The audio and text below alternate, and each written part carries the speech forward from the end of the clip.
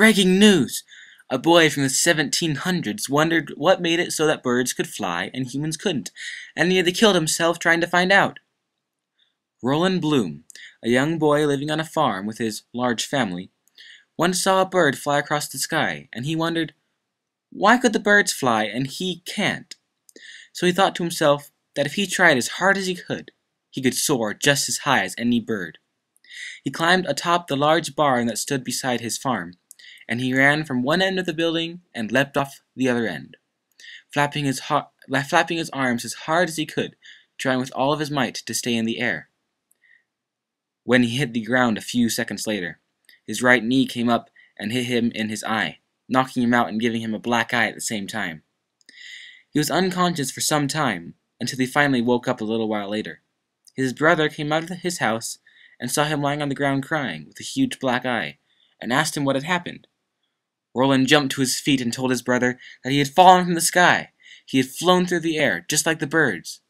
His brother didn't believe him, so Roland would have to show him. He climbed on top of the barn once again, ran, and jumped off the roof again. For the second time, he fell from the sky and landed hard on the ground.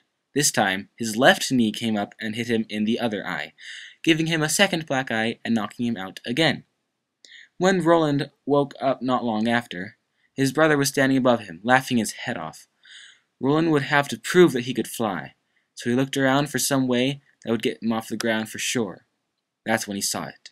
A chicken. And then it hit him. Chickens could fly. That's got to count for something. So, Roland climbed atop the large barn for the third time, this time bringing with him 6 chickens from inside the barn. He tucked 3 chickens under each of his arms, ran, and jumped off the roof again. This time, luckily, he landed on top of a haystack, but chicken feathers and hay flew up everywhere, and, for the third time, Roland had not been able to fly. Several years after Roland's ordeal with flying, he decided to do something more productive than flying. He wanted an adventure. He wanted water. He wanted swashbuckling pirates. He wanted, plainly, to go into a ship and sail the oceans. Fortunately for Roland, his brother-in-law, Norman, was a navigator on a ship called England's Pride, and was able to get Roland a position on the ship as cabin boy. So, not long after, Roland went to England's Pride, a large trade ship, with Norman. He worked on the ship as cabin boy, and also helped the cook prepare the food for the crew. Roland got all that he wanted: adventure, water, pirates, and even some gold by the end of the voyage. Roland was on the ship for several months before returning to his family, but his life had been changed forever. He didn't stay long with his family before returning to England's Pride and setting sail once again.